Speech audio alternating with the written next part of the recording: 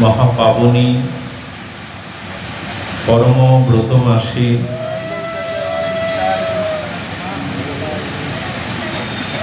বসিরহাট স্থিত ভক্ত গৃহ শ্রী অঙ্গনে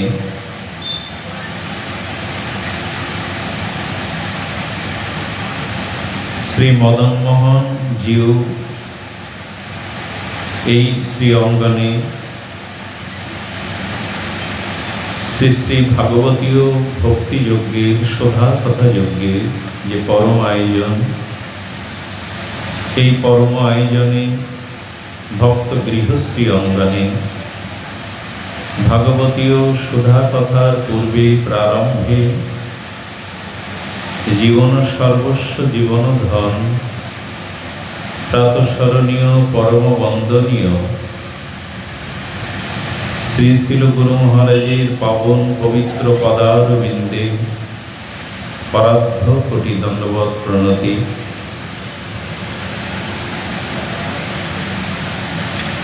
এই ভক্ত গৃহাঙ্গনের যিনি পরম আরাধ্য আচার্য প্রভুপাদ ও নিত্য লীলা প্রবিষ্ট নিত্য ধামগত শ্রীমৎ মাখনলাল গোস্বামী রাতুল আতুল চরণ বন্দনা পূর্বক ভো ভো দণ্ডবাদ প্রণতি। তৎসহ কাঠবাড়ি আশ্রমের আচার্য পরম্পরায় শ্রীপাদ পরম ভাগবত ভক্তজন শ্রেষ্ঠ শ্রীপাদ সঞ্জয় গোস্বামী পাদ পদ্মে দণ্ডবৎ প্রণতিপূর্বক বসিরহাট হরিনাম সমিতি এই পরম ভজন পীঠের বাবাজি মহারাজ তৎসহ ভগবানের একান্ত অনুরাগী ভক্তজন সুধীজন মহতজন সন্তজন শ্রদ্ধাশীলা ধর্মশীলা দেবীমূর্তি মাতৃগণ সকলের চরণে বন্দনা পূর্বক বারবার পুনঃ পুনঃ দণ্ডবৎ প্রণতি। যথা দামোদর ভক্তবৎসল বিদিত জনা তস্যহং তাদিসং মাস স্বল্পমা পুরকারক।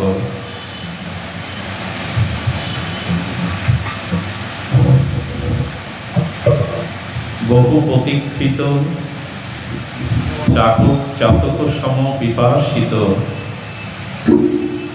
ভক্তগণের হৃদয়ে যে পিপাসা কবে শ্রী ঊর্জাধর দামোদর ব্রত আমরা প্রাপ্ত হব,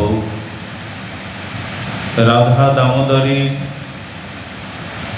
স্মরণে মননে ভজনে মনটাকে নিবিষ্ট করব, কবে ভক্তবৎসল দামোদরের কৃপা করুণা দৃষ্টি আমাদের উপরে পতিত হবে, সেই প্রত্যাশার প্রহর সমাপ্ত হয়ে শ্রী ঊর্জাধর শ্রী দামোদর নিয়ম সেবা আমাদের মাঝে উপস্থিত হয়েছেন মহা সৌভাগ্যে।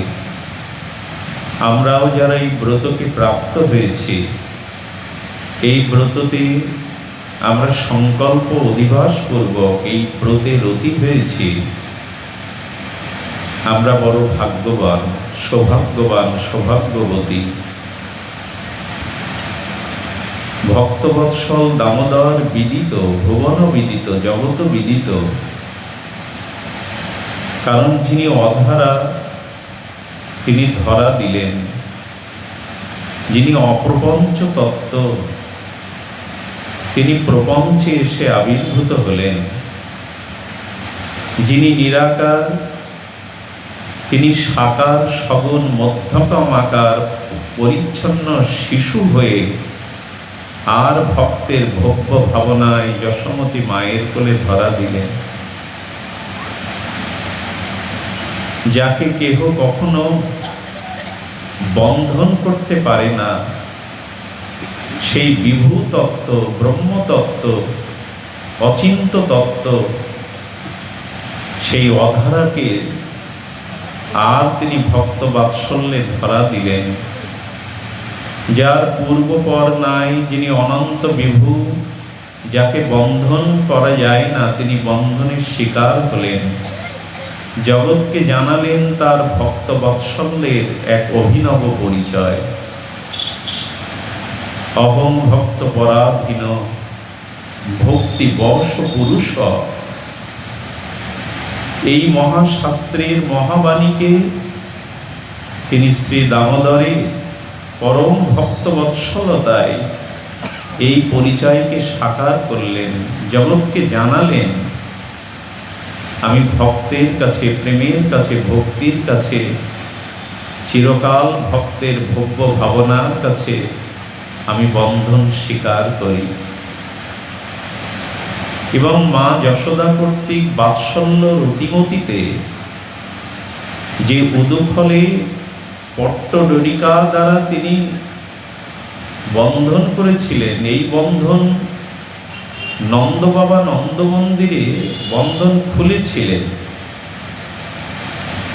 কিন্তু করুণাময়ী কৃপাময়ী ব্রজেশ্বরী লাদিনী অধীশ্বরী রাধা ঠাকুরানী ও ব্রজঙ্গনাদের প্রেমের বন্ধন গোবিন্দ কোনোদিন খুলতেই পারেননি। এই জন্য আমরা বারবার রাধা দামোদর বলি।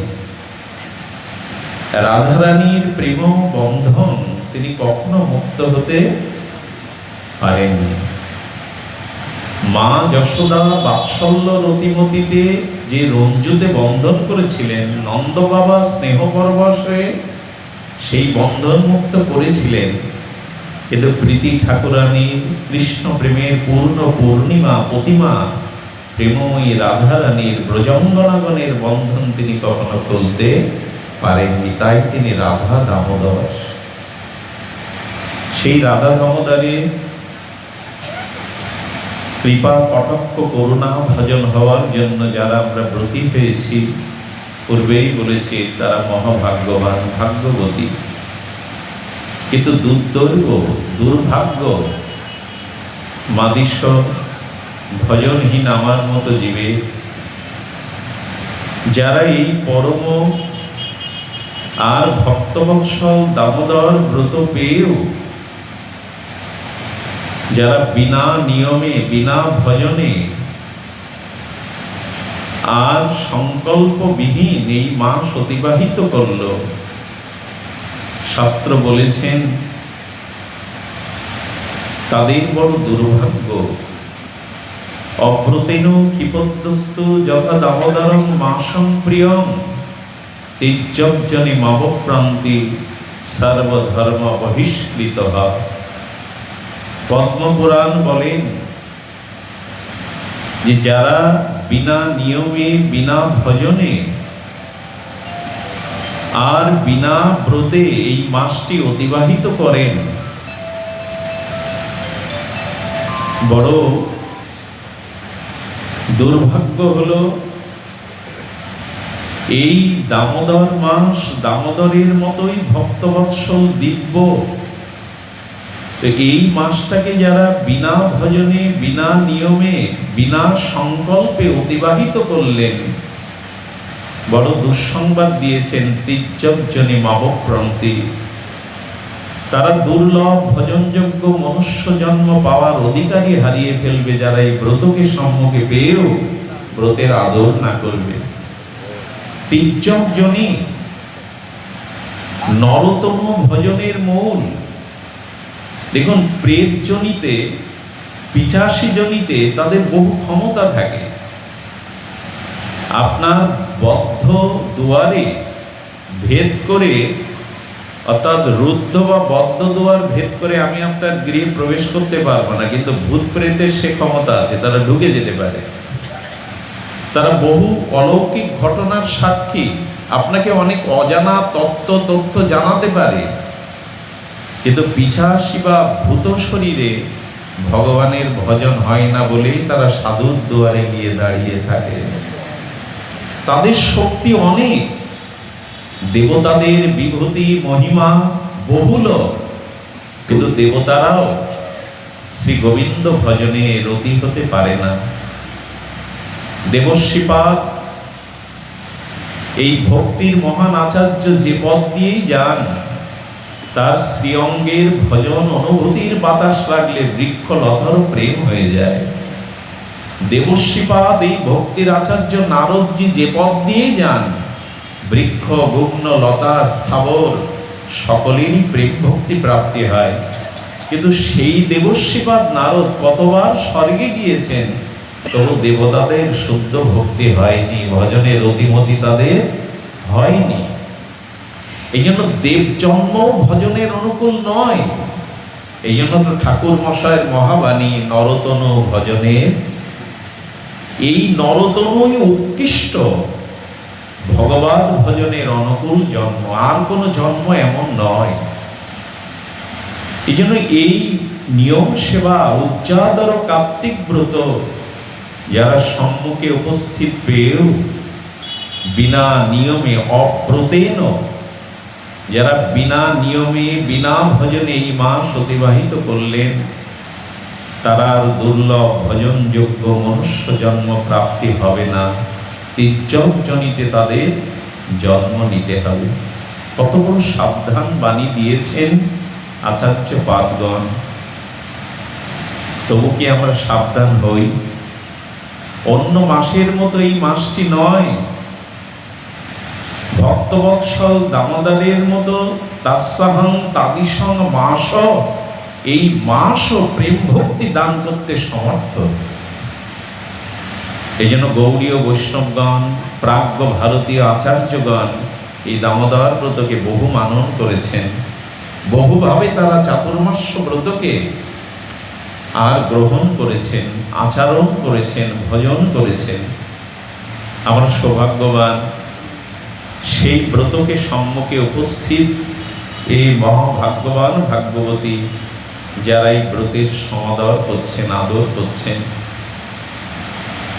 এই ব্রতের কয়েকটি নিয়মের মধ্যে যারা নবীন ভক্ত, এই ব্রতের মহামহিমা তাৎপর্য শ্রবণ করে এই ব্রত করবার জন্য যাদের চিত্তে সামান্য আকাঙ্ক্ষা জাগে, তাদের বলেছে এই ব্রতের নিয়মাবলীর মধ্যে আমরা প্রস্তাবনা মুখে, ভূমিকা মুখে কিঞ্চিত বলবো। এই ব্রতের কয়েকটি নিয়মের মধ্যে প্রথম নিয়ম হলো প্রাতঃ স্নান। ব্রাহ্ম মুহূর্তে প্রাতঃ স্নান। যদি জলাশয়, পুষ্করণী, গঙ্গা, স্রোতস্বিনী নদী না থাকে, তবে বাড়িতে স্নানের জলে একটু মাথায় গঙ্গা জল দিয়ে মানসে আপনারা প্রাতঃ স্নান করবেন। দ্বিতীয়ত, এই মাসে প্রাতঃ স্নানের পরে দাদার সঙ্গে ভগবানের শ্রীমন্দির ভেবে দাদার সঙ্গে তিলক রচনা করতে হবে। তিলক ছাড়া জপ তপ আরাধনা একরকম নিষ্ফল। এই জন্য দয়া করে এই মাসে প্রাতঃ স্নানের পর একটু তিলক সেবা নেবেন। দাদার সঙ্গে ভগবানের দিব্য ঊর্ধ্বকুণ্ড দ্বারা মন্দির নির্মাণ করবেন। এবং প্রথমত শ্রী গুরু জাগরণের পরে শ্রী গুরু চরণে আর একটু অভিষেকাদি করে, কারণ গুরু বিনা ভজন মহিমা, ভজনের অনুগ্রহ কৃপা জাগবে না। শ্রী গুরু তো নিকুঞ্জ প্রেম মন্দিরে সখীরূপে গিয়ে যুগলের চরণে আর চন্দন চর্চিত পুষ্পাদি অর্পণ করবেন। শিষ্যর অধিকার কোথায়? শ্রী গুরুদেব আমাকে আর ভজনের প্রজ্বলিত প্রদীপ শিখা জ্বালিয়ে আমাকে হাত ধরেই তো এই মন্দিরে পৌঁছে দেবেন। এই জন্য আগে গুরু, শ্রীগুরু অষ্টনের মাধ্যমে, শ্রীগুরুর পশ্চাতে পশ্চাতে আমাকে নবদ্বীপের সেই রসময় সংকীর্তনের, সেই পঞ্চতত্ত্বের আরাধনায় যুক্ত হয়ে যাবেন। শ্রীগুরুকে আগে অভিষেক করুন এবং একটি পুষ্পমালা প্রসাদী করে শ্রীগুরুদেবের গলে দিন। এরপরে মঙ্গল আরতি। মঙ্গল আরতিতে সামান্য একটু মাখন আদি, মিশ্রি আদি, একটু দুগ্ধাদি মঙ্গল আরতিতে, কারণ মহাজনগণ বলেছেন যেহেতু এটা ভক্ত বৎসল্য শ্রী দামোদর ব্রত, শিশুদের একটি স্বভাব হলো তারা নিদ্রা থেকে উত্থিত হয়েই দেখবেন তাদের ক্ষুধা জাগে। শিশুদের ধর্ম হলো নিদ্রা ভঙ্গের পরে তাদের ক্ষুধা জেগে ওঠে, এই জন্য ওখানে একটু দুগ্ধ মাখন মিশ্রি দিতে হয়। এরপরে একটু বৃন্দাজিকে, ভক্তি দেবীকে, শ্রীকৃষ্ণ প্রেয়সীকে একটু আসমন করে তাকে একটু অভিষেক আদি, একটু মালা আদি, প্রণাম আদি, পরিক্রমাদি করবেন। এরপর অন্যান্য কাজ। সন্ধ্যায় দীপদান। এই মাসের, এই ব্রত মাসের এই ঊর্জাদরে দীপদানের মাহাত্ম বড় মহিমান্বিত। শ্রী শ্রীল গুরু মহারাজই তার প্রবচনে তিনি জানিয়েছেন এই দীপদানের মহিমা। আচ্ছা, আগুন কখনো ভগবানকে উপহার দেওয়া যায় কি? এই কথা বলবেন, উপহারের বস্তু কি অগ্নি হতে পারে? প্রিয়জনকে ফুলমালা চন্দন দিন, প্রসাদাদি দিন, তো সকালে উঠেই মঙ্গলারতির নামে ভগবানকে অগ্নি প্রজ্বলিত করে তাকে স্তুতি আরতি দেখাতে হবে, প্রীতি দেখাতে হবে। ঋষিরা কেন এই বিধান দিলেন? অগ্নি উপাসনা বৈদিক সনাতন ধর্ম ব্যতীত অন্য কোনো ধর্মে অগ্নি উপাসনা জালে কি? অন্য ধর্মে অগ্নি উপাসনা আছে কি? এই জন্য তারা সনাতনী বৈদিক হিন্দুদের গালি যখন দেয়, বলে ওরা অগ্নি উপাসক, ওরা আগুন জ্বালে যে কোনো কাজে।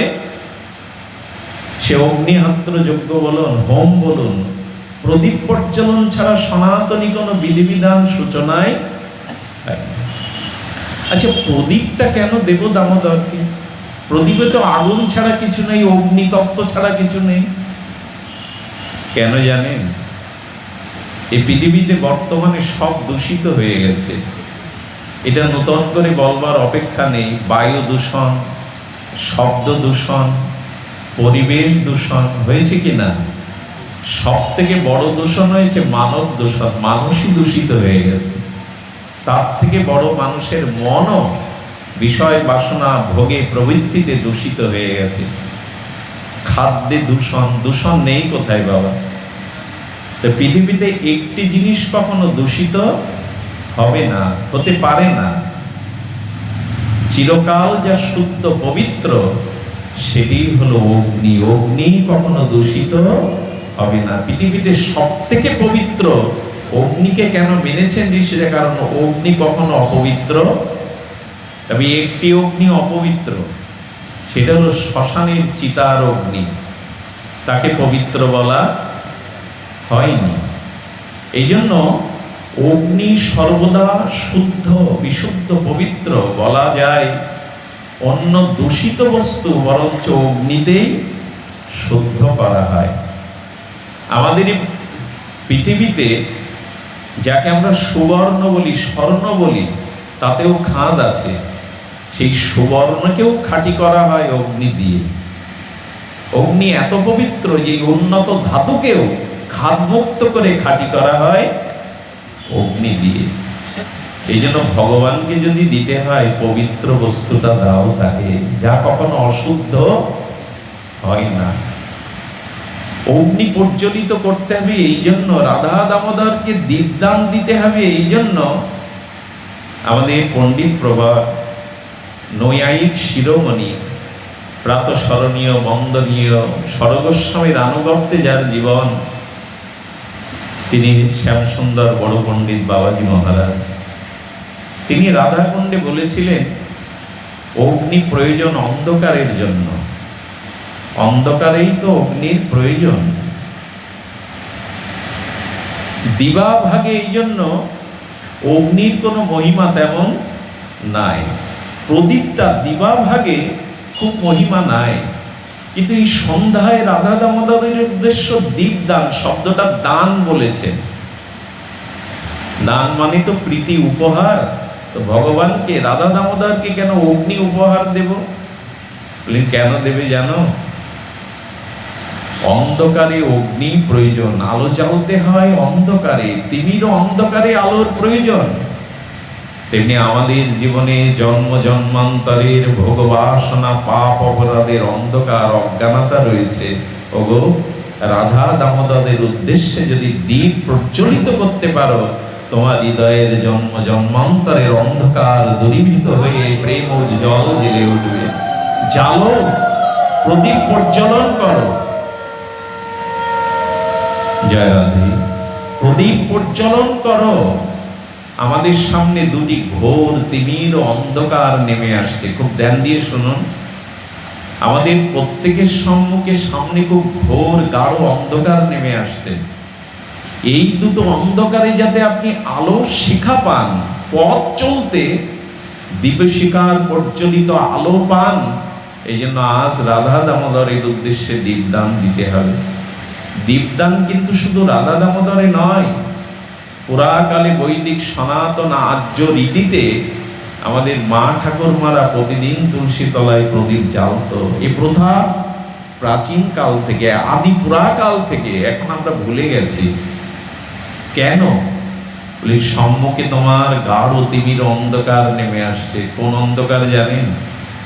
মৃত্যুর পরে সেই অজানা রহস্যময় পথে আমি আলো পাবো না, সেদিন অন্ধকার নেমে আসবে।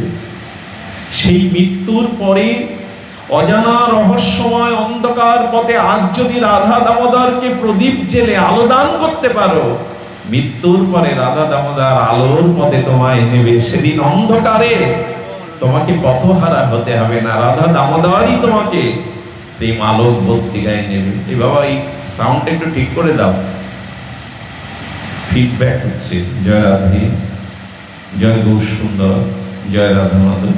ঠিক আছে, সেদিনের জন্য আজ আলোর দীপ শিখা যাবে। কত তাত্ত্বিক বিশ্লেষণ করেছেন, ব্যাখ্যা করেছেন। মৃত্যুর পরে তো কেউ আলো ধরবে না। সেই একাকী রহস্যময় পথে সেদিন রাধা দামোদরী হাত বাড়িয়ে বলবেন, আয়, যে দীপ প্রজ্বলন করে আমাকে প্রসন্ন করেছিলে, আজ আমি প্রদীপের দীপশিখায় দিব্য আলোতে তোমাকে আমার কাছে নেব। দীপদান এই জন্য। আরেকটি অন্ধকার আছে, সর্বময় অন্ধকার। সেই অন্ধকারটা কি জানেন? পুনরপি মাতৃ জঠরে প্রবেশ করা।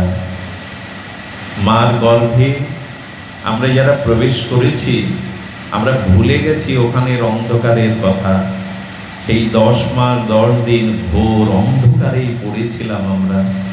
মলমূত্রের দ্বারে সেই গর্ভাশয়ে 10টা মাস অন্ধকারে, ওইখানে কেউ আলো জ্বালে না। রাধা দামোদর বললেন, আজ যদি দীপদান দিতে পারো, পুনরায় তোমাকে ওই অন্ধকার গর্ভে আর প্রবেশ করতে হবে না, আর ওই অন্ধকারে তোমাকে যেতে হবে না। এই জন্য আজ দীপ জ্বালো। এই জন্য অনুরোধ করবো, এই মাসে সন্ধ্যায় রাধা দামোদরের প্রীতিবন্ধনের জন্য দীপদান করবে। দীপদানের মহিমা গুরু মহারাজ আলোচনা করেছেন। এক ভগ্ন মন্দিরে জঙ্গলের মধ্যে তো একজন সহৃদয় ব্যক্তি একটা মাটির প্রদীপে অনেকটা তৈলধারা দিয়ে প্রদীপ জ্বালাতেন। ভগ্ন মন্দির, জঙ্গলের মধ্যে। সেই তেলগুলি সেবা পেত কে জানেন? এক ইঁদুরি। ভাঙা প্রকোষ্ঠের মধ্যে থেকে এক ইঁদুরি বেরিয়ে বেশ চপচপ করে তেলগুলোই তার আহার ছিল। যিনি দীপ জ্বালেন তিনি জানেন না রাধা দামোদর ব্রত শুরু হয়েছে, তিনি জানেন না। ইঁদুরি সেদিন ওই প্রদীপে তেল আস্বাদন করতে করতে ওর ছোট দন্তের মাঝে সলিতাটা, প্রজ্বলিত সলিতাটা আটকে গেছে। ওই অগ্নির তাপে ইঁদুরি বারবার অগ্নির তাপ হতে বাঁচবার জন্য মুখ নাড়ছে। আচ্ছা, কেউ যখন সলিতা দিয়ে নাড়ানাড়ি করে তখন তো আরতির মতোই প্রদর্শন হয়। ওইভাবে যখন বহুক্ষণ আরতি করছেন, শ্রী গোবিন্দ প্রকাশ হয়ে গেছেন, রাধা দামোদর প্রকাশ হয়ে গেছেন। ভগ্ন মন্দিরে, এই দেবালয়ে কেউ প্রদীপ জ্বালে না, কেউ আরতি দেখায় না। তুমি আমাকে আজ দিব্য আরতি দেখালে, তবে তোমাকে বর দেই, এই প্রদীপের দীপশিখায় তোমার এই দেহ যখন পুড়ে যাবে, আমি বর আশীর্বাদ প্রদান করলাম, আগামী জন্মে তুমি কোন রাজ পরিবারে রাজকুমারী হয়ে জন্মে দীপদানের দ্বারা তুমি আমার প্রেম ভক্তি লাভ করবে। যাও, তুমি রাজকুমারী হয়ে জন্ম নাও। এই জন্য দীপদান। অন্ধকার তো সামনে, আসো না যে আলো জ্বালি। ওইটুকু দীপদানের দ্বারা রাধা দামোদর বড় প্রসন্ন হবেন, পূর্বপুরুষরা প্রীত হবেন। আচ্ছা, নিয়ম সেবার সব থেকে শ্রেষ্ঠ নিয়ম কোনটি? আমার দাদাজি মহারাজ বলছিলেন, ওনারা তো আচার্য পদে প্রভু পদে আছেন, অনেক ভক্তরাই শিষ্যরাই ওনার কাছে বলে, বাবা খাবো কি? মানে প্রশ্ন করলেই প্রথমেই শুরু হয় আহারের বিধি নিষেধ কি। আচ্ছা, ভজনের প্রশ্ন করো, আমাদের মাথা ব্যথা আহার নিয়ে। তো দেখুন, প্রধান নিয়মটি কি এগুলি জানতে হয়। সব নিয়মই ভগবানের রাধা দামোদরের কৃপা করুণা কটাক্ষ পাওয়া যাবে। প্রধান নিয়ম কি? গুরু মহারাজ বলেছিলেন, দিনান্তে বৈষ্ণবানাং হরি কথায়া। এই মাসের সর্বশ্রেষ্ঠ ভজন অঙ্গটি হলো, যদি বৈষ্ণব সঙ্গে হরিকথা শ্রবণের ভাগ্য হয়, রাধা দামোদরের কথা শ্রবণের ভাগ্য হয়, এটি আদ্য, এটি শ্রেষ্ঠ। যদি এই দামোদর ব্রতে আর বৈষ্ণব সঙ্গে নিষ্কিঞ্চন সাধু সঙ্গে ভগবানের দিব্য নাম রূপ লীলা কথা শ্রবণের ভাগ্য প্রাপ্ত হয়, সেই ভাগ্য আজ আপনাদের কৃপায় করুণায় আমরা রাধা মদন মোহনের কৃপায়, রাধা মদন গোপালের অপার করুণায়, রাধা দামোদরের কৃপায় প্রাপ্ত হয়েছি। আসুন এই ব্রতে আমরা কিঞ্চিত ভূমিকাতে আমরা প্রস্তাবনা মুখে সামান্য শ্রবণ করলাম। যারা ব্রত সংকল্পপূর্বক গ্রহণ করেননি তারা কাল থেকে শুরু করে দিন, কাল থেকে সূচনা করুন। এই ব্রতের একটি দিন ও একটি ক্ষণ যেন বৃথা না যায়। সুধীজন, আমরা এই ব্রত সম্পর্কে সামান্য জ্ঞাত হয়ে আসুন, একটু ভগবতীয় কথায় প্রবেশ করি। আচ্ছা, দামোদর ব্রতের মহামহিমা আপনাদের প্রত্যেকেরই যৎকিঞ্চিৎ সাধুমুখে শ্রবণের ভাগ্য হয়েছে। আরেকটি কথা এই পরিসরে বলা দরকার, যদি এই মাসে কেউ ব্রজমণ্ডলে, মথুরা মণ্ডলে, ব্রজভূমিকে আশ্রয় করে এই মাসটি অতিবাহিত করতে পারে, অথবা এক পক্ষ, এক সপ্তাহ, একটি দিনও যদি এই ব্রত সংকল্প করে কেউ ব্রজভূমি মথুরা মণ্ডলে আর বাস করতে পারে, রাধা দামোদর বললেন, আমি তার অপরাধ বিচার না করে তাকে প্রেম ভক্তি দিয়ে দিই, তার অপরাধ বিচার না করে তাকে প্রেম ভক্তি দিয়ে দিই। এই জন্য স্রোতস্বিনী নদী যেমন সমস্ত প্রতিকূলতা বাধা পেরিয়ে সমুদ্রে গিয়ে মিশতে চায়, গৌরী ও বৈষ্ণবগণ এই মাসের সবার স্রোত থাকে ব্রজের দিকে। তবে যারা আমরা যেতে পারিনি তারা মানুষে যেন ব্রজবাস, মথুরা মণ্ডলে রাধা কুণ্ডে বাস করতে পারি। অন্তত মনে মনে বাসও যেন আমাদের এই মাসে একটু করে আমরা ব্রজের বাসের সাথে যুক্ত থাকতে পারি। দেখুন, ভজনটা বাইরে নয়, ভজনটা মন সংযুক্ত করে। পারবেন আপনি এখানে থেকেই, গৃহে থেকেই ব্রজবাস হবে? বলে হ্যাঁ হবে। দৃষ্টান্ত যদি দেওয়া যায়, আচ্ছা আপনি এখন গৃহ পরিত্যাগ করে এই ভাগবত পরিমণ্ডলে এসেছেন, ওখানে আপনার প্রিয় সন্তান বা প্রিয় কাউকে ঘরে রেখে এসেছেন। আমি বলি কি, এখানে বসে এখন তার মুখ আপনি দেখে আসতে পারেন, ওই ঘরে প্রবেশ করতে পারেন। এখানে মনের মানস চিন্তনে আপনি ওই ঘরে চলে যেতে পারেন, তার হাসি ভরা মুখটাও দেখতে পারেন, তাকে দেখে আবার এখানে ফিরে আসতে পারেন। এই যে প্রিয় সন্তানের বা প্রিয়জনের মুখটা ঘরে গিয়ে দেখে এলেন, এখানে কোন শরীর গেল? আপনি তো এখানে বসে, এটাকে বলে মানস চিন্তন।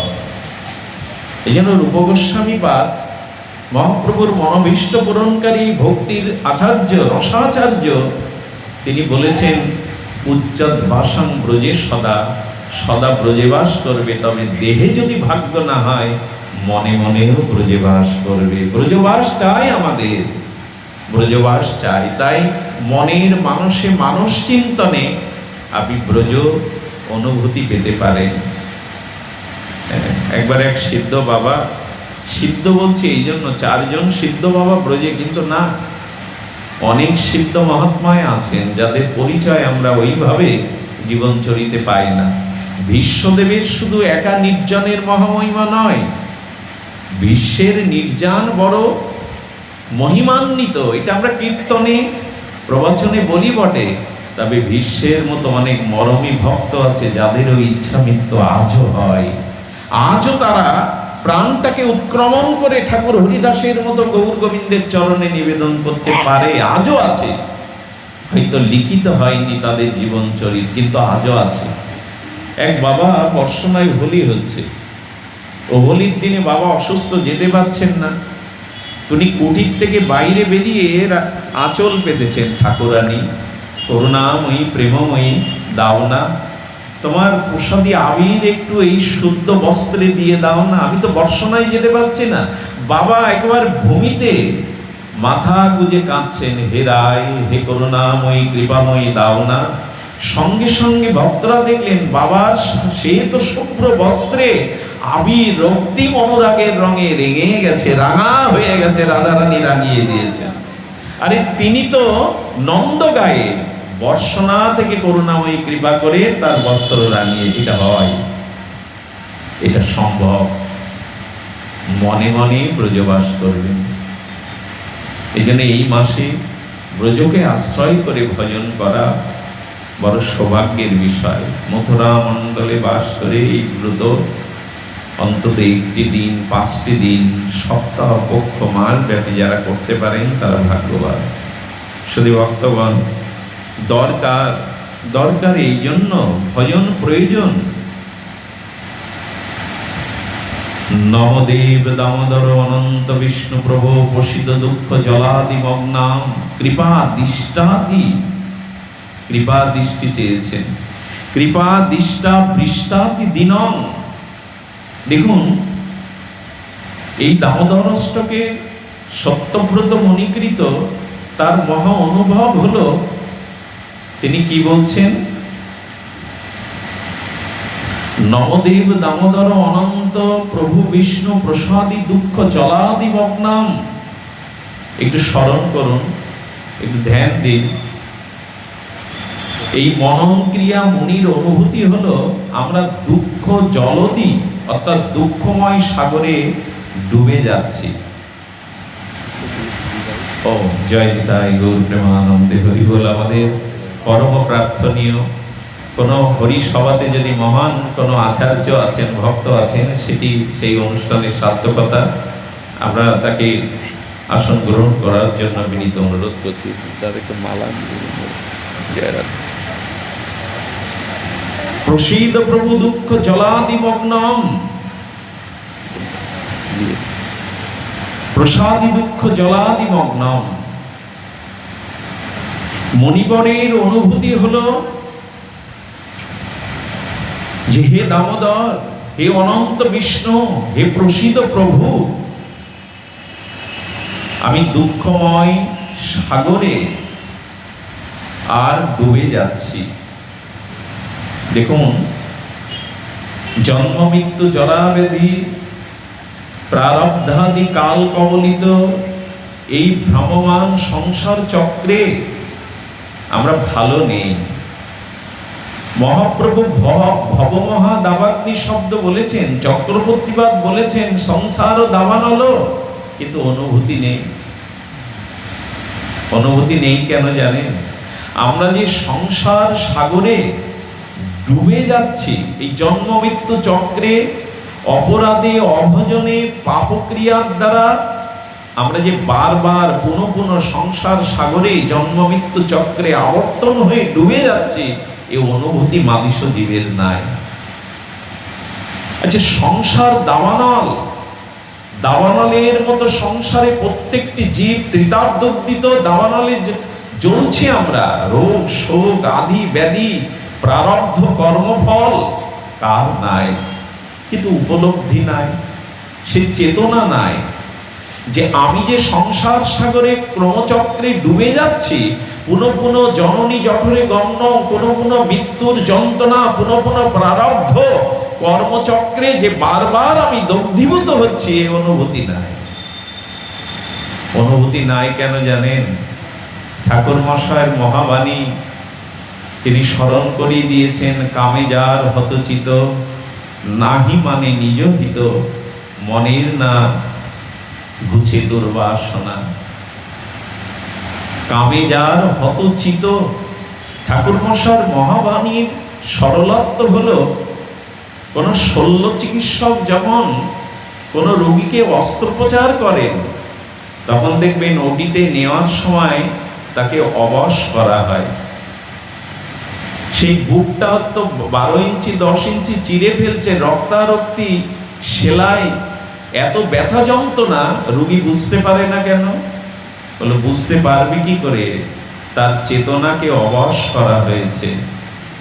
ঠিক তেমনি এই সংসারের বহির্বৃত্তিমুখী যাদের মন মহামায়ার কবলিত, এই দুর্তেজ্য মহামায়াতে যারা ভোগ প্রবৃত্তি নিয়ে আমার মতো মাদিস জীব, তাদের বিবেক, তাদের চেতনা, তাদের বিচার হত মানে নিহত নয়, হত মানে এখানে হত প্রায়, এই অবাস হয়ে গেছে। তো অবাস করে কাটাছেড়া করলে যেমন রোগী বুঝতে পারে না, তেমনি আমার মতো মাদিসদীপ বিবেকহীন, চেতনহীন, ভজন অনুভূতিহীন, মহতের কৃপাহীন, তাদেরও চেতনা প্রায় সুপ্ত, লুপ্ত। তারাও বুঝতে পারছে না আমি ডুবে যাচ্ছি, আমি সংসার সাগরের ডুবন্ত। এই জন্য মুনিবর অনুমতি বলেছেন, নবদেব দামোদর অনন্ত বিষ্ণু প্রভু দুঃখ জলাদিমগ্নাম, আমি ডুবে যাচ্ছি। কোন কোন এই সংসার সাগরে জন্ম মৃত্যু চক্রে আবর্তন হচ্ছে। কৃপা দৃষ্টি বিষ্কাতি দিন, হে রাধা দামোদর, হে কারুণ্য ঘন, প্রেম ঘন, কৃপাময় শ্রীমূর্তি, তুমি আমার দিকে দৃষ্টি দাও। কিন্তু শ্রী ভগবানের করুণার দৃষ্টি পড়বে কি করে? দৃষ্টি আগে চাই মহতের, দৃষ্টি আগে চাই শুদ্ধ সাধুগুরু বৈষ্ণবের। তাদের আনুগত্য না নিলে, তাদের কৃপা দৃষ্টি না পড়লে এই অনুভূতি কোনোদিনই জাগবে না। এই জন্য জীবনে সদ্গুরুদেবের একান্ত প্রয়োজন। সদ্গুরুদেব যেমন প্রয়োজন, তেমন সৎ শিষ্যেরও প্রয়োজন।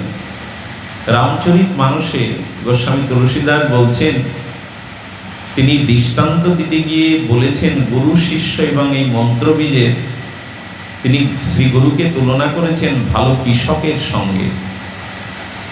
জমিতে ফসল ফলাতে গেলে ভালো কৃষক চাই, আর কৃষক হলেই যে ফসল ফলবে এমন নয়, ক্ষেত্র চাই, মাটি চাই। এই ক্ষেত্র হলো শিষ্য, কৃষক হলেন সদ্গুরুদেব, আর মন্ত্রই হলো বীজ। ফসল ফলানোর জন্য এই তিনটি জিনিস একান্ত অপরিহার্য। এটি সৎ কৃষক, অভিজ্ঞ কৃষক, দ্বিতীয়ত ক্ষেত্র, তৃতীয়ত বীজ। এছাড়া কি হবে ফসল বাবা? তো এখানে সদ্গুরুদেব যদি কৃষক হন, শিষ্যকে হতে হবে ক্ষেত্র। আচ্ছা, কৃষক যদি কৃষিবিদ হন, সার্থক কৃষি কর্ম ভালো জানেন, কিন্তু ক্ষেত্র যদি পরিপাটি না হয়, ক্ষেত্র যদি অনুর্বর ধূসর হয়, সেখানে ফসল ফলবে কি? এই জন্য শিষ্যেরও ব্যাকুলতা চাই, শিষ্যেরও শ্রদ্ধা চাই, শিষ্যেরও গুরুদেবের প্রতি তার আনুগত্য চাই। এগুলি না হলে আমি যত বড়ই সদ্গুরুদেব পাই, সেই সদ্গুরুদেবের কৃপা হয়তো কোনো জন্ম হবে, তবে শুদ্ধ প্রেম ভক্তি অনর্থ নিবৃত্তি নিষ্ঠা রুচি আসতে গেলে ক্ষেত্রটাও তো উর্বর হতে হবে। ক্ষেত্রটাও তো ধূসর ভূমি হলে ওখানে অভিজ্ঞ কৃষকও ফসল ফলাতে পারবেন না।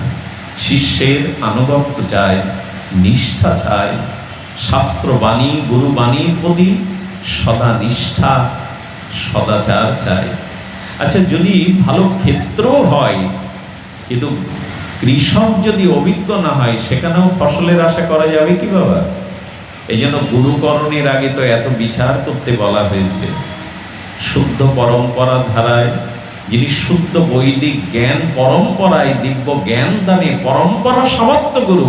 পরম্পরাকে আমরা অনেকটা সম্প্রদায় ভেবে নিই, সাম্প্রদায়িকতা ভেবে নিই। পরম্পরা মানে সাম্প্রদায়িকতা নয়, সেই বিশুদ্ধ ভগবানের বৈদিক দিব্য জ্ঞান যিনি পরম্পরা, তার গুরুদেব পরম্পরা ধারায় আমাকে প্রদান করেন, এই শুদ্ধ পরম্পরা ধারায় সদ্গুরু চরণাশ্রয় হলো ভজন অনুভূতি লাভ করার একমাত্র উপায়।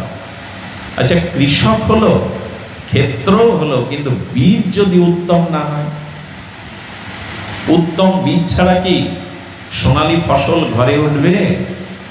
এই বীজ মানে আজকাল তো অনেক মন্ত্রই শোনা যায়, মন্ত্র চাই আমাদের, মন্ত্র চাই আমাদের, মন্ত্র রাজ, মন্ত্রের মধ্যে যে মন্ত্র রাজ, সেই বীজ চাই। বীজ যদি উৎকৃষ্ট হয় ফসল হবে। কিন্তু হলো, হ্যাঁ, আমরা সদ্গুরুদেবের পরম্পরা ধারায় দীক্ষা শিক্ষা পেয়েছি, আমারও যে কিঞ্চিত উৎকণ্ঠা নাই, ব্যাকুলতা নাই, শ্রদ্ধার অতিমতি নাই তা নয়, আর বীজ পেয়েছি রাজ, কাম বীজ বা পেলাম, ফসল হয়তো ফললো, কিন্তু বকরি বা ছাগলের হাত থেকে কি করে রক্ষা করবেন সেই ফসল?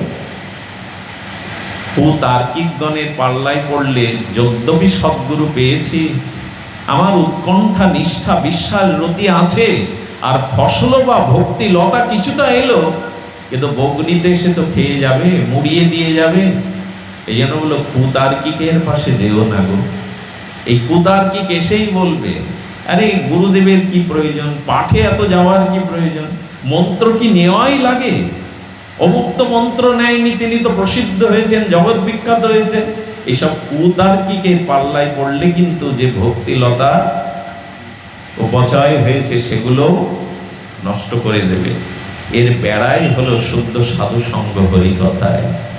শুদ্ধ সাধু সঙ্গ হরিকথায় সদ্গুরুদেবের মহিমায় এই অনুভূতি পাবো, আমি ভালো নই, আমি এই মৃত্যুময় কাল কবলিত সংসারে আদৌ ভালো নেই। তাই বলছেন নবদেব দামোদর অনন্ত প্রভু বিষ্ণু দুঃখ জলাতি মগ্নাম, আমি নিমগ্ন হচ্ছি। দেখুন, সিদ্ধ মহাত্মারা, ভজনানন্দী মহাপুরুষগণ, অনুরাগী আর ভজন অনুরাগী জন, তাদের মুখে একটাই কথা, আমার হলো না, আমার প্রেম হলো না, ভক্তি হলো না, ভজন হলো না। ঠাকুর হরিদাসের দৈন্য দেখুন, ঠাকুর হরিদাসের দৈন্য দেখুন, কবিরাজ কৃষ্ণ গোস্বামীর দৈন্য দেখুন।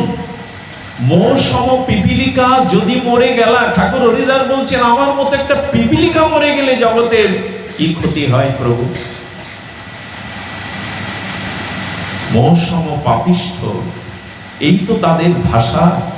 এই ভাষা আমরা অনুভব করিনি, মুখে বলি আমার মতো পতিত কে আছে, অথচ কেউ দোষ ত্রুটি ধরিয়ে দিলে আমি অন্তরে অপ্রসন্ন হয়ে উঠি, ক্ষিপ্র হয়ে উঠি। এই জন্য দণ্ড চাই, স্বভাবত বিনয় দণ্ড চাই। যাদের ভিতরে এই দণ্ড এসে তারা ছটপট করছে, আমার ভজন হলো না, আমার অনুরাগ হলো না, আমার রতিমতি হলো না। বৈষ্ণব দাসে কেঁদে বলে তাদের হয়নি, কিন্তু আমার মতো মাদিসজীবের হয়েছে। অমুক গুরু পেয়েছি, হ্যাঁ, ব্রজের সাথে সংযুক্ত আছি, আমি পাঠক, হ্যাঁ, আমি বক্তা, আমি গায়ক, কত অভিমান, কিন্তু ওদের হয়নি। সেই গৌর চরণের দাসানুদাস, তাদের হয়নি। এই জন্য দন্য চাই। এই দন্য এলেই বোঝা যাবে, এই স্বভাবত নিষ্কপট দন্যই আমাদের জানিয়ে দেবে আমি সংসারে ভালো নেই। শুধু ভক্তগণ, এই জন্য আমাদের উচিত এই সংসার সাগরে আর এভাবে জন্মমৃত্যু চক্র থেকে তার কৃপা দৃষ্টির দিকে যাওয়া। কিন্তু কৃপা দৃষ্টি পাওয়ার জন্য চলুন আমরা ব্রজ আনুগত্যকে আর ব্রজবাসীদের আনুগত্যকে একটু সামান্য আস্বাদনের দ্বারা অনুভব করবার চেষ্টা পাই। আমাদের আনুগত্য দরকার। সেই আনুগত্যে আমরা একটু জানব ব্রহ্মাজির মুখে। এই বেদ বক্তা আদিগুরু প্রজাপতি ব্রহ্মার মুখে শুনব। গোবিন্দকে তিনি প্রশ্ন করেছিলেন, খুব মার্মিক একটি বিষয়। তিনি প্রশ্ন করেছেন যে প্রভু তুমি এই ব্রজবাসীদের কি দিবে, এদের যে প্রাণ ঢালা তোমার প্রতি অনুরাগ, এরা দেহ ধর্ম, কুল ধর্ম, সংসার ধর্ম সব সমর্পণ করেছে তোমার চরণে, তাদের সসুখ বাসনা কিঞ্চিত মাত্র লেশও নাই, আত্মসুখ বাসনা গোপীদের লেশ নাই, তো যারা সর্বস্ব তোমায় দিলেও তুমি তাদের কি দিবে? তুমি তাদের যে প্রীতি ভক্তি, তাদের উৎকণ্ঠা ব্যাকুলতা, সসুখ বর্জিত সর্বস্ব, এই প্রশ্ন করে বললেন, এ তাম ঘোষ নিবাসী নাং উদ ভবান কিম দেবরা দেতি না হ, কি দেবে ওদের? ধ্যান দিন, ব্রহ্মা জিজ্ঞাসা করছেন ভগবানের কাছে, আমি বিচারে আনতে পারছি না প্রভু, তুমি ওদের কি দেবে? গোবিন্দ স্মিত হাসলেন, এসে বললেন, কি দেব মানে? তুমি আমার মহিমা, আমার তত্ত্ব তো জানো, আমি তাদের অখণ্ড ঐশ্বর্য দেব, আমি তাদের সাযুজ্য দেব, আমি তাদের স্বরাজ দেব, আমি তাদের ধন ঐশ্বর্য বিভূতা সবকিছুই দিতে রাজি আছি। আমি অখণ্ড পরতত্ত্ব সীমা ব্রহ্মা, আমি মহা অখণ্ড পরতত্ত্ব সীমা, আমি বিভূ তত্ত্ব, আমি তাদের আমার সাযুজ্য, আমার যে স্বরাজ ঐশ্বর্য ধনরত্ন দেব, এতে আর আপত্তি কি আছে? আমার ঘরে তো এগুলির অভাব নেই। ব্রহ্মা মৃদু হেসে বললেন, বিশ্বফলাৎ না দেহি নাম, প্রভু আমি এইটুকু আপনার কৃপায় জেনেছি আপনি বিশ্বফলাৎ। বিশ্বফলাৎ মানে, প্রভু দেখুন, সিন্ধুতে তরঙ্গ আছে, সিন্ধুতে বিন্দু আছে, তরঙ্গ আছে, বুদবুদ আছে, শিখর আছে, কিন্তু এই শিখার বুদবুদ তরঙ্গ এগুলি সব অখণ্ড সিন্ধুর মধ্যেই তো রয়েছে। সিন্ধু ছাড়া তো বিন্দু হতে পারে না, সিন্ধু ছাড়া তো তরঙ্গ আলাদা বিভাজন হতে পারে না, সিন্ধু ছাড়া তরঙ্গ বুদবুদ বিন্দু এগুলি তো নাই, এগুলি সিন্ধুর অন্তর্গত। তেমনি তুমি বিশ্বফলাৎ প্রভু, অনন্ত বিশ্ব ব্রহ্মাণ্ডের যা কিছু তা তো তোমাতেই অন্তর্গত। বোঝাবার মতো আমার প্রজ্ঞা নাই, কষ্ট করে বুঝে নিন। গোবিন্দ হলো বিশ্বফলাৎ। ব্রহ্মা উত্তর দিচ্ছেন, কি দিবে? ঐশ্বর্য দিদি দেবে, স্বরাট সবকিছুই যদি তাদের দেবে, কিন্তু এতে তো আমি বিচারে আনতে পারছি না, কারণ তুমি বিশ্বফলাৎ। সিন্ধুর অন্তর্গত যেমন বিন্দু তরঙ্গ আর তার উর্মিমালা, তেমনি তোমার মধ্যেই তো সকল কিছু বিদ্যমান প্রভু। তো তুমি তাদের ঐশ্বর্য দিলে দেওয়াটা কি ঠিক হবে? কারণ ঐশ্বর্য তো ব্রজবাসীরা চায় না। ব্রজ সুন্দরীগণ, ব্রজবাসীরা তোমার কাছে কোনো ঐশ্বর্য চায় না, ঐশ্বর্য তারা মানেই না, ঐশ্বর্য তারা মানে না। মনে পড়ে স্বামী রামসুখদাস আস্বাদন দিয়েছেন, একবার এক অনন্য ভক্ত যাচ্ছে ব্রজের পথ দিয়ে, আর তিনি যখন যাচ্ছেন সা অভিমান নিয়ে যাচ্ছেন, পাশে বহু সেবক বৃন্দ, ভৃত্য দাস বৃন্দ যাচ্ছেন, সামনে যারা আসছে তাদের বলছে সরে যাও, অনন্য ভক্ত আসছে, অনন্য ভক্ত আসছে, পথ ছেড়ে দাও। একজন গম্ভীরাশয় অন্তর্মনা, ব্রজের ধূলি ধূসরিত আলু থালু কেশ বেশ সামনে এসে দাঁড়িয়ে বলে, সরে যাও, অনন্য ভক্ত যাচ্ছে এই পথ দিয়ে। বলে, ওনাকে গিয়ে বলো যে আর একজন ভক্ত দাঁড়িয়ে আছে, উনি পথ দেবেন না। তো উনি ওনার সেই বাহন থেকে নেমে তাকে বলছেন যে আপনি কি ভক্ত, যদি একটু পরিচয় দেন। বলে, আমি অনন্য ভক্ত। আপনি যদি অনন্য ভক্ত হন, আমি অনন্য ভক্ত। বলে, অনন্য ভক্তর পরিভাষা তো বুঝলাম না। বুঝলেন না? আপনি জানেন যে বিষ্ণু নারায়ণ, হ্যাঁ, দেবাদিদেব এরা আছে, এসব জানার পরে আপনি শাস্ত্রসম্মতভাবে এক ভগবান কৃষ্ণেরই উপাসনা করেন, অন্য কারো উপাসনায় আপনার রতিমতি নেই, এই জন্য আপনি অনন্য। আপনি জানেন বিষ্ণু নারায়ণ বিলাসমূর্তি বিভূতি আছে ভগবানের, এটি জানার পরেও কৃষ্ণেতে আপনার একনিষ্ঠ রতিমতি, তাই আপনি অনন্য। কিন্তু আমি তো জানি না আমার ব্রজের রাখাল ছাড়া, আমার ব্রজের কানাই ছাড়া জগতে আর কেউ আছে, এটা আমি কখনো স্বপ্নেও জানি না, তাই আমি অনন্য।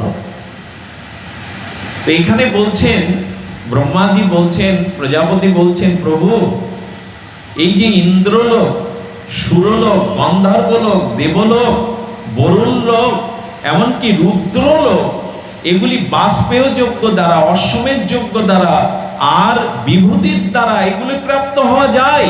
আর এই অনন্ত বিশ্বব্রহ্মাণ্ডের যত লোক আছে, ওই সিন্ধুর যেমন বিন্দু অন্তর্গত, তরঙ্গ অন্তর্গত, তেমনি আপনাতেই তো এগুলি সব অন্তর্গত। তাহলে ওদের এ দিলে হবে কেন?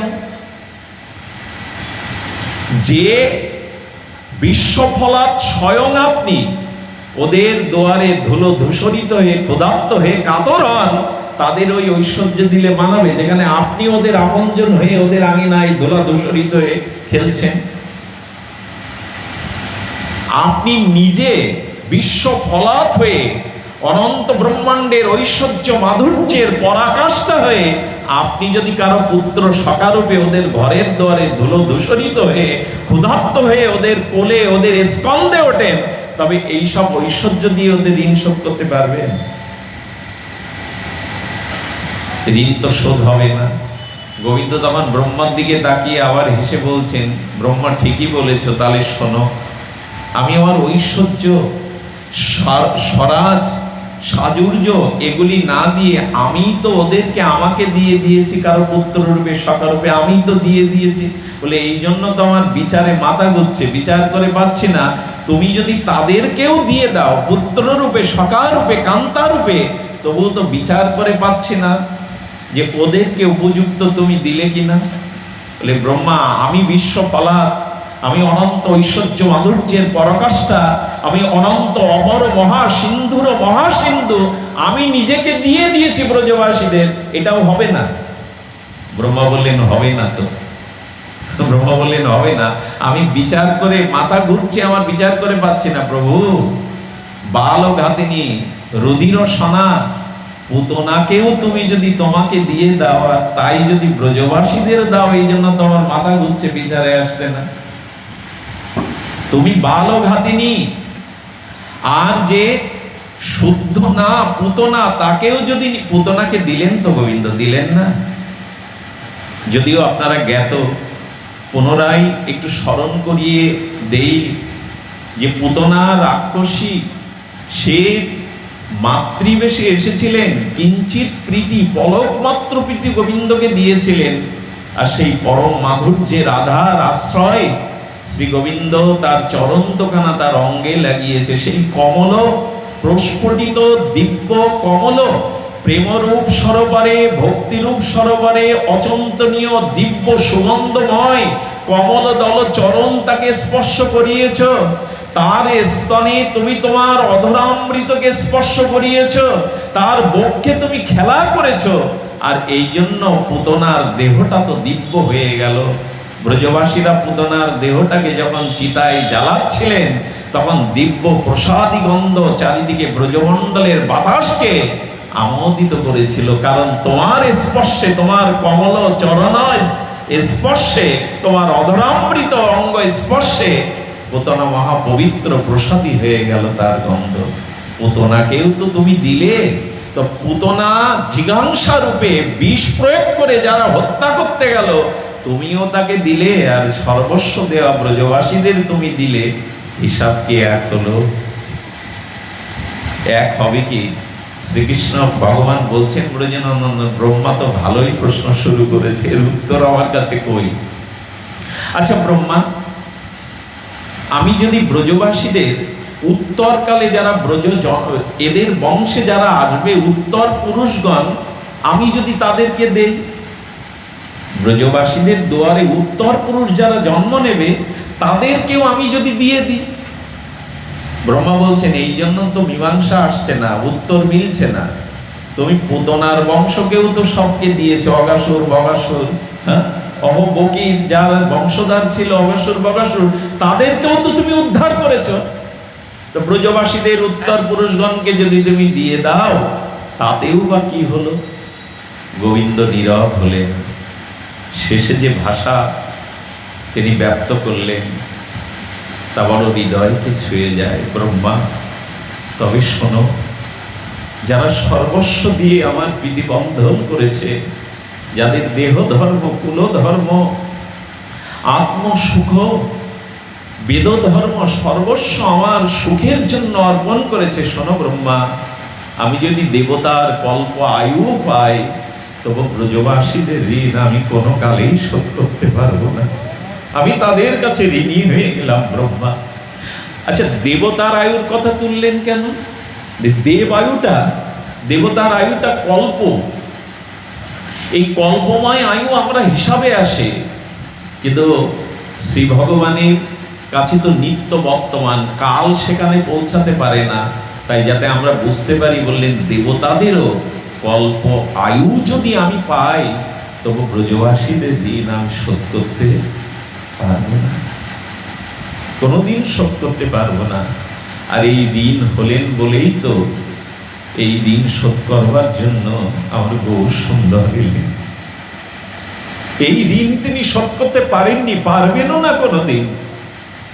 এই জন্য তোমরা আমার জন্য যেমন সর্বস্ব ত্যাগ করেছ, আমিও সংসার সমস্ত সুখ জলাঞ্জলি দিয়ে আর তোমাদের দুয়ারে দুয়ারে রাধা ভাব কান্তিতে রাধা রাধা বলে কেঁদে কেঁদে তোমাদের ঋণ শোধ করবার জন্য যাব। আমি ঋণী হলাম ব্রজবাসীদের কাছে। এই জন্য আমাদের ভজনের একটি পূর্ব শর্ত হলো সসুখ বাসনায় যেন তাকে ভালো না বাসে। এই ব্রত করলে পাপ স্খলন হবে, হ্যাঁ, আমার মুক্তি পাবো না, কোনো বাসনা কামনা নিয়ে যেন তার সামনে না যায়। এই ভালোবাসার প্রেমময়কে, এই ভালোবাসার হৃদয়ের ধনের কাছে শুধু তার সুখের জন্য, তার সেবার জন্য যেন উপস্থিত হয়ে আত্মসুখ প্রবঞ্চনা নিয়ে যেন তার সামনে কোনোদিন না যায়, কোনোদিনই না যায়। অক্রুর যেদিন নিয়ে যাচ্ছিলেন ব্রজে, অক্রুরের রথে যেদিন গোবিন্দ যাচ্ছেন, অক্রুর হঠাৎ নামলেন। লেবে দেখলেন শ্রী গোবিন্দের ধ্বজ অঙ্কুশ দিব্য চিহ্নিত চরণ ব্রজ ধুলিতে। ওই ধুলিতে, ওই চরণে বারবার প্রণাম করছেন আর ব্রজবাসীদের মনে মনে প্রণাম করছেন, ব্রজবাসীদের স্তুতি করছেন। কেন জানেন? গোবিন্দ উত্তরকষ্ট থেকে যখন ফিরতেন নন্দভবনে, নন্দ মন্দিরে, তখন গোবিন্দের চরণ চিহ্নগুলো ব্রজধূলিতে অঙ্কিত হয়ে থাকতো। আচ্ছা, এই চরণ চিহ্ন গোবিন্দের সাথে সাথে সখারাও যেতেন, বলরামও যেতেন, অনন্ত নবলক্ষ গাভীকুলও যেতেন। ব্রজবাসীরাও তো ওই ব্রজের ধূলি ধূসর পথ দিয়ে ব্রজধূলির ওপরে পদচারণা করে হাঁটতেন। কিন্তু অক্রুর মহারাজ দেখছেন ব্রজেন্দ্র নন্দন শ্রী গোবিন্দ যেখানে যেখানে তার দিব্য চরণ বিন্যাস করেছেন, সেই চরণের উপরে অন্য কোনো কারো চরণ পড়ে নি, অন্য কোনো চরণ দিয়ে বা অন্য কোনো বস্তু বা গাভীর খুর দিয়েও সেই চরণে মলিনতা আসেনি, চরণ ঢেকে যায়নি। আপনারা বলতে পারেন কেন? গোবিন্দ চরণ বিন্যাস করে চলে গেছেন, নন্দ মন্দিরে চলে গেছেন, সেখানে গাভীর খুরের দাগও তো পড়তে পারত, সখাদেরও চরণ চিহ্ন তো ওই চিহ্নের উপরে পড়তে পারত, ব্রজবাসীদেরও চরণ চিহ্ন হয়তো শব্দমাগত পড়তে পারত। কেন পড়েনি জানেন? ব্রজের কৃপা লাভ করতে গেলে আগে আপনাকে ব্রজ রেণুর দিকে তাকাতে হবে, ওই দিকে চেয়ে থাকতে হবে। এই জন্য ব্রজবাসীদের সকলের দৃষ্টি প্রথমত ব্রজ রেণুর উপরে পড়ত আর দেখত আমাদের প্রাণনাথ, আমাদের প্রাণপ্রিয়, আমাদের হৃদয়ের আনন্দ, আমাদের জীবন, আমাদের নয়ন মনোহর, আমাদের কানাইয়ার পদচিহ্ন কোথায় কোথায় পড়েছে। তাই প্রত্যেক ব্রজবাসী সখারা গোবিন্দের চরণ চিহ্ন দেখে ওরা এড়িয়ে যেত। কেন জানেন? এই চিহ্ন ধরিত্রী বুকে ধারণ করে ধন্য হয়েছে, বসুমাতা ধরিত্রী ধন্য হয়েছে এই চরণকে বুকে ধারণ করে। ওগো, যারা ব্রজের পথে আসবে তারাও যদি এই চরণ চিহ্নকে অঙ্কিত দেখে ব্রজের ধুলির ওপরে, আর এই চরণকে যদি একবার নিজ অঙ্গ স্পর্শ করাতে পারে মস্তক, তাদের রাধা প্রেম হবে, তাদের ব্রজ প্রেম হবে। তাই সন্তর্পণে, সকলে সন্তর্পণে চরণ রাখতো, যাতে ওই চরণের উপরে চরণ নাম। আচ্ছা, গাবিগুলোর এই বুদ্ধি? বলে হ্যাঁ গো, গাবিগুলো যখন পথ চলতো তারাও তাকিয়ে দেখতো আমাদের প্রাণ প্রিয়, প্রাণের একান্ত প্রিয় পরমের চরণগুলি কোথায় পড়েছে। গাবিগুলো এড়িয়ে যেত চরণ। অক্রুর কেঁদেছিলেন কেন জানেন? গাবিগুলোর, সাধারণ ব্রজবাসীদেরও গোবিন্দ চরণের প্রতি কত প্রীতি, কত তাদের আনুগত্য সেই চরণের প্রতি, কতটা প্রীতি আমার হলো না। তাই ওই চরণে প্রণাম করে অক্রুর তিনি কাঁদছেন আর চোখের জল ফেলছেন। আচ্ছা, এটা মুছে যেত কবে জানেন? যেদিন আকাশ থেকে ঝড়ো ঝড়ো বরিশনধারা নামতো, সেই দিনই কেবল এই চরণ চিহ্ন মুছে দিত। পারবো তো? আমরাও তো শ্রী গুরুদেবের পাদুকা রেখেছি, হ্যাঁ, রাধারানীর পাদুকা রেখেছি, এরকম এরকম রতি আমাদেরও হয়তো। এই জন্য ব্রজের আনুগত্য আমাদের নিতেই হবে। ব্রজের আনুগত্য না নিলে শ্রী মহাপ্রভুর যে অনবদ্য মহা অন্তরঙ্গ অবদান, এটা থেকে আমরা বঞ্চিত হব। শুধু হরিনাম নয়, হরিনাম নিতে হবে, এটা যুগ ধর্ম। হরিনাম ছাড়া অন্য কোনো সাধন পরিপূরণ হবে না। তবুও মহাপ্রভু এই নামের মধ্যে দিয়েই এই ব্রজ প্রীতি, রাধা দাস্য, রাধা প্রেম এটি দিয়ে গেছে। এটি যদি না পাই না, অনেকটা বঞ্চিত হয়ে যাব আমরা। মহাপ্রভুর এই অন্তরঙ্গ মহা অবদান থেকে যদি আমরা বঞ্চিত হই, তাহলে আর আমাদের উপায় কি? কারণ আমা বিনা অন্য নারে ব্রজ প্রেম দিতে। ভূমিতে দাঁড়িয়ে যেমন চন্দ্রকে ছোঁয়া যায় না, আর পাষাণের উপরে কোনো বীজে যদি আকাশ থেকে বৃষ্টির ধারা ঝরে, তবু পাষাণ ভেদ করে যেমন সেই বীজকণা অঙ্কুরিত হয় না, সারমেয় কুকুরের লেজ যেমন সমাস ধরেও চেষ্টা করে সমান্তরাল সোজা করা যায় না, তেমনি নিতাই গৌরের কৃপা বিনাও ব্রজ ভক্তি পাওয়ার কোনো সম্ভাবনা আমাদেরই নাই, কোনো সম্ভাবনা আমাদেরই নাই। এজন্য ব্রজের আনুগত্য পাওয়ার জন্য শ্রীমান মহাপ্রভু নিতাই চাঁদের চরণাশ্রয় পূর্বক হরিনামকে বহুদিন বহু মাননা করে, বহু শ্রদ্ধা রুচি নিষ্ঠার সহিত হরিনাম করতে করতে আমরা এই ব্রজের পথের, যুগলের পথে, রাধা দামোদরের প্রীতির পথে যাতে যেতে পারি। যেসব প্রণম্য, ধন্য, মান্য, প্রসন্ন ভজনানন্দী মহাপুরুষগণ সামনে আছেন, এই জীবাধম, মূর্খ, বালক, অশাস্ত্রীয়, ভজন নাই, সাধন নাই, নর্দমার নরকের কীট, তাদের সামনে মুখে কথা বলা দৃষ্টতা মাত্র। আমি ভয়ে আমার অনুভূতি হারিয়ে ফেলছি, ভয়ে আমি আমার বাক্যই স্ফুরণ হচ্ছে না। যেসব মহৎগণ, যেসব নিষ্ঠ এবং সদাচার সম্পন্ন, ব্রজনিষ্ঠ, ধামনিষ্ঠ, নামনিষ্ঠ, দন্যনিষ্ঠ, প্রসাদনিষ্ঠ, শাস্ত্রনিষ্ঠ মহাত্মাগণ সম্মুখে, তাদের সামনে কিছু বলবার মতো ভাষা বা কোথায়? তাই জীবাত্মকে ক্ষমা করবেন। এই বসিরহাট মহাঞ্চলে অনেক মহতের কৃপা দৃষ্টি, প্রসন্ন দৃষ্টি, তাদের চরণ পাদপদ্মের ধুলিতে এই বসিরহাটের মাটি ধন্য। এখানে কে আসেননি? নবদ্বীপ সহ ব্রজের এমন মহাত্মা নাই যারা এই মাটিতে পদার্পণ করেননি। আজও ইথার তরঙ্গে বাতাসে হয়তো তাদের দিব্য অনুভূতি, হরিনাম, হরিকথা আজও এই পরিমণ্ডলে কান পাতলে হয়তো শোনা যায়। শুনেছি ছিল গুরু মহারাজজি এসেছেন, পাবন পদারবিন্দ বিশ্ববন্দিত বৈষ্ণব সেবার মূর্তিমন্ত বিগ্রহ শ্রীপাদ মুরলী মোহন দাস বাবাজি মহারাজ এসেছেন। কে আসেননি? শ্যাম সুন্দর বড় পণ্ডিত বাবাজি এসেছেন, নবদ্বীপের কত মহাত্মা এসেছেন। এই জন্য এই মাটি ধন্য। এই মাটিতে যেসব মহাপুরুষের তাদের ভজন অনুভূতি মেশানো আছে, সেই মাটির কৃপা, আপনাদের প্রসন্ন কৃপার জন্য মূলত এখানে আসা দাদাজির হাত ধরে। তো আজ এই দামোদর ব্রতের মাসে আমরা আমার সামান্য এই অজ্ঞধমের হরিকথায় রসাভার দোষ হলে আপনাদের চরণে ক্ষমা প্রার্থনা করে আমি হরিকথা এখানেই বিশ্রাম রাখছি। আমার দাদাজি